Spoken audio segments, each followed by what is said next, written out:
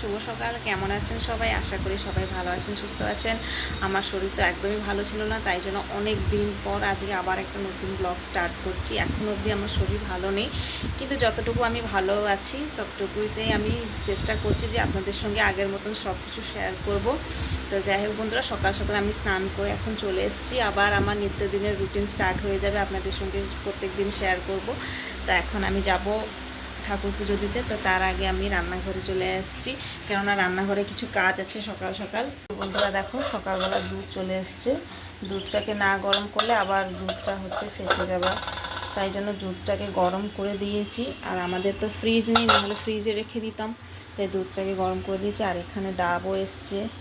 আমি তো প্রত্যেক দিনই এখন ডাব খাই, কেন ডাক্তার বলেছে এখন ডাব খেতে, ডাব খেলে শরীরে এখন তো যা গরম পড়েছে তার মধ্যে ডাবটা খাওয়া খুব ভালো। সকালবেলার আমার এইটুকু কাজ ছিল রান্নাঘরের কাজটা আমি এখন শেষ করে দিয়েছি।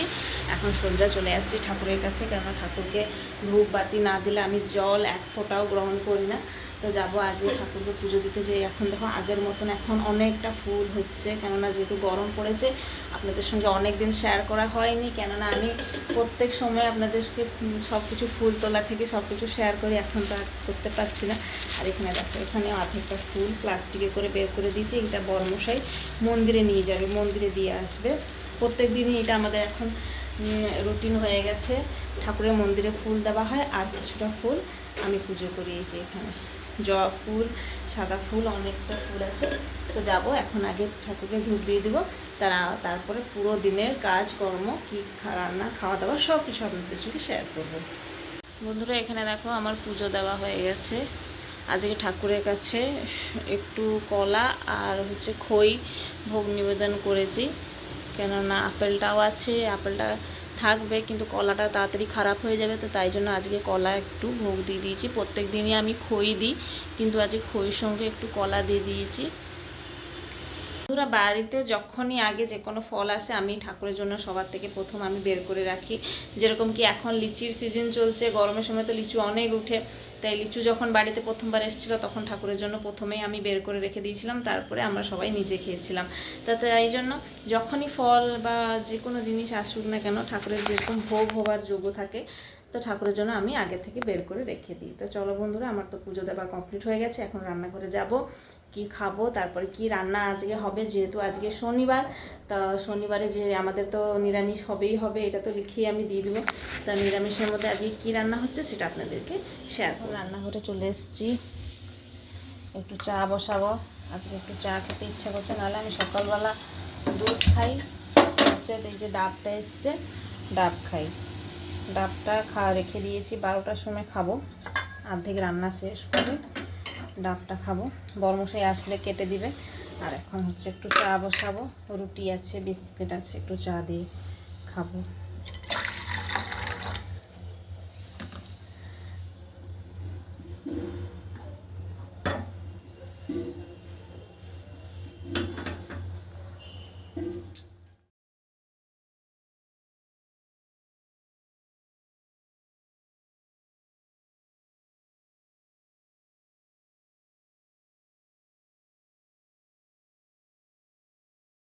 তো বন্ধুরা, আমার চা খাওয়া, জল খাওয়া সব শেষ হয়ে গেছে। রুটি ছিল, রুটিটাকে চা দিয়ে খেয়েছিলাম, তারপরে ওষুধ যা ছিল সব খেয়ে নিয়েছি। এখন বর্মশাই কি কি বাজারে এনে দিয়েছে। আমার পছন্দের শাক, এটা সজনি শাক। আমি এর আগে অনেকবার ভিডিও বানিয়ে দেখিয়েছি আপনাদেরকে। তো আজকে শনিবারে একটু শাক এসছে, আর আমার পছন্দের শাক। এই শাকটা খেলে ডাক্তার এইটা সাজেস্ট করে যে এই শাকটা খেলে প্রচুর ঘুম হয়, ঘুমের জন্য এটা ভালো, কিন্তু আমাকে এই টেস্টটা খুব ভালো লাগে। আর এখানে এখন তো আমের সিজন চলছে, এখানে আম 1 কেজি নিয়ে এসছে। তারপরে এখানে শাক, আর চালটা শেষ হয়ে গেছিলো, তো তাই জন্য বর্মশাই একটু কম করে চাল এনেছে, মনে হয় 1 কিলো হবে। তো যাই হোক, ভাতটা বসাবো, ডাল করব, শাক ভাজা করব, আম আছে, তার সঙ্গে আলুর ভর্তা। এখন রান্নার কাজে লেগে যাব। মেয়েকে দুধ আর বিস্কিট দিয়েছিলাম খেতে, ও তো বসে বসে খাচ্ছে। তারপরে ওকে বই খুলে পড়াতে হবে, কেননা এখন ওর স্কুলটা ছুটি পড়েছে, আর কিছুদিন পর আবার স্কুল খুলে যাবে, তারপরে আবার রথের সময় আবার ছুটি দিয়ে দিবে, যেহেতু আগের মাসে রথ। তো যাই হোক বন্ধুরা, এখন যাবো ভাত বসিয়ে দেবো। ভাতটা হতে একটু বেশি সময় লাগবে, তো ভাতটা বসিয়ে দিয়ে বাকি সব তরকারিগুলো কাটাকাটি করবো। বন্ধুরা দেখো, ভাতটা অনেকক্ষণ ধরে বসিয়ে দিয়েছিলাম, তাই ভাতটা ফুটে এসছে, আরও একটু হবে। আর হচ্ছে সেদ্ধ চাল তো অনেক একটু দেরি হয়। যাই হোক, এখানে মুসুর ডালটা ধুয়ে দিয়েছি, এটা টমেটো দিয়ে বসিয়ে দেবো। মুসুর ডালটা প্রেসার কুকারে এই জন্য বসাচ্ছি, একটু তাড়াতাড়ি হয়ে যাবে। আর গরমে তো রান্নাঘরে দাঁড়িয়ে এতক্ষণ রান্না করা আমার পক্ষে সম্ভব না। আর এখানে যে শুশনি শাকটা নিয়ে এসেছিলো, ওটাকে ভালো করে কেটে ধুয়ে রেখে দিয়েছি। কেটে দিলে কি হয় না, শাকটা তাড়াতাড়ি সেদ্ধ হয়ে যায়। আর এখানে একটু চিড়ে কলা মাখাচ্ছি। বড়মশাই বললো আমার জন্য একটু চিড়ে কলা মাখিয়ে দাও, তো ওনার জন্য একটু চিড়ে কলা মাখিয়ে দিচ্ছি। তো যাবো, ওনাকে এখন এটা দিয়ে দেবো, ডালটা বসাবো, তারপরে শাক ভাজা করবো আর আলু একটু সিদ্ধ করবো। আজকে কিভাবে মাখাবো সেটাও আপনাদেরকে দেখাবো, কেননা এরকম আমি মাখালে সবাই, আমার ঘরে আমার বাচ্চা, আমার বড় সবাই খেতে ভালোবাসে। তো আলু মাখাটা আপনাদেরকে অবশ্যই দেখাবো, কিভাবে আমি আলু মাখা করি, মানে আলুর ভর্তাটা করি। আপনারাও করতে থাকবেন, কিন্তু আমি কিভাবে করি সেটা আপনাদেরকে দেখাবো স্পেশালি। তো যাই হোক বন্ধুরা, এখন ডালটা বসিয়ে দিই। দিকে দেখো বন্ধুরা, তোমাদের সাথে গল্প করতে করতে এখানে ঝটপট আমার ডালটা হয়ে গেছে। ডালে ফোড়ন দিয়ে দিয়েছি, আর এখানে পেঁয়াজ, দুটো কাঁচা লঙ্কা, কিছুটা রসুন কেটে রেখেছি, এটা আলু মাখার জন্য উইথ শাকটা ভাজার জন্য। আর এখানে দুটো শুকনো লঙ্কা ভেজে রেখেছি, যখন আলুটাকে আমি ভর্তা বানাবো তখন এই শুকনো লঙ্কাটা দিয়ে বানাবো। আগে তো আমার মেয়ে খেতে চাইতো না, কেননা ঝাল হয়ে যাচ্ছে বলে, কিন্তু এখন ও বেশ এইভাবে ভর্তাটা করে দিলে ও খেতে ভালোবাসছে। তো তাই জন্য আলুটাকে সেদ্ধ করার জন্য এখানে আবার প্রেসার কুকারে আমি রেডি করে দিয়েছি। আমি চাইলে ভাতে দিয়ে দিতাম, কিন্তু আমার আর খেয়াল ছিল না, তাই ভাতটাকে বসিয়ে দিয়েছি। ভাতটা অনেকটা হয়ে এসছে, আর আলু দিলেও সেদ্ধ হবে না। তো এখানে যাব, শাকটাকে ভাজা করব। আর আমার এই শাকটা তো খুব পছন্দের শাক, আমি এর আগেও আপনাদেরকে বলেছি আর করেও দেখিয়েছিলাম। রসুন,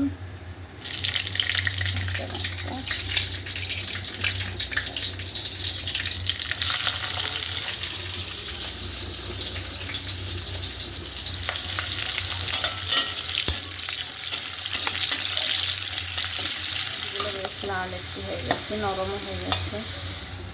গরমে ধুয়ে রাখা শাকগুলো দিয়ে দেবো।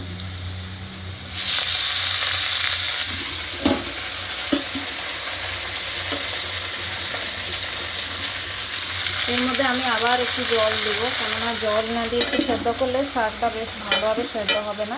যেহেতু আমি কেটে দিয়েছি, তাড়াতাড়ি হয়ে যাবে, কিন্তু যাই হোক জল একটু দিতেই হবে এই শাকে।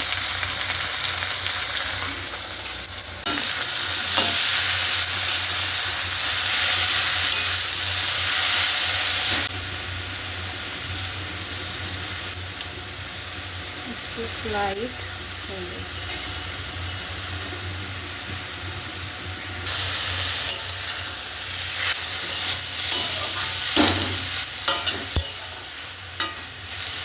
একটু জল দিয়ে তারপরে চাপায় লাগিয়ে দেবো। কিছুক্ষণ বাদে শাক ভাজাটা পুরো রেডি। তারপরে আলুটাকে সেদ্ধ বসাতে।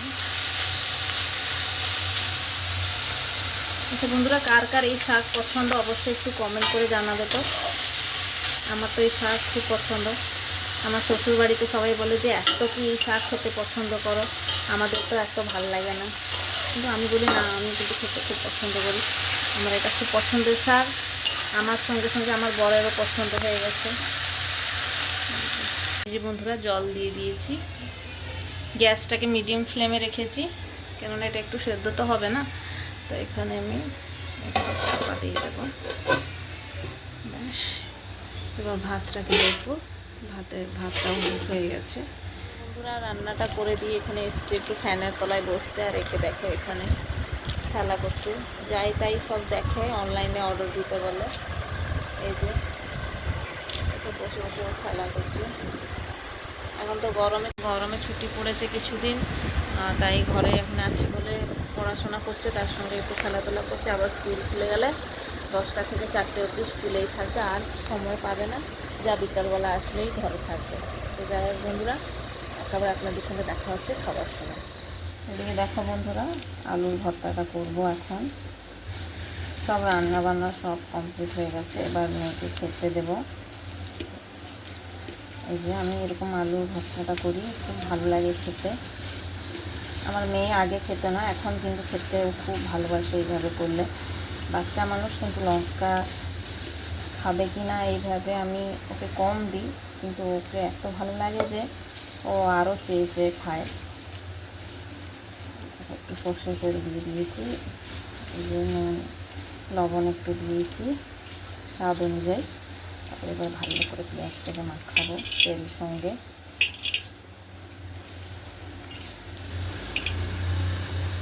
পেঁয়াজটা ভালো করে একটু নরম হয়ে যাবে। দেখুন কত সুন্দরভাবে গন্ধটাও হেভি উঠছে, কেন সর্ষে তেল দেওয়া আছে।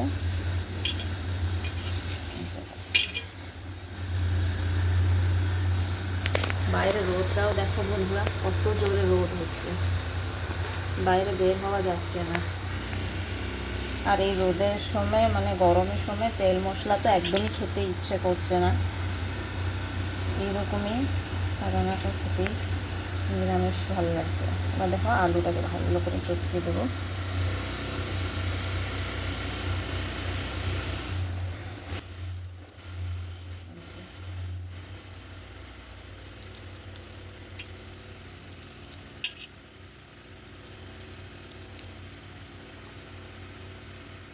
তো বন্ধুরা, আজকে আমাদের দুপুরের লঞ্চের মেনুটা আপনাদেরকে কেমন লাগলো অবশ্যই কিন্তু কমেন্ট করে জানাবেন।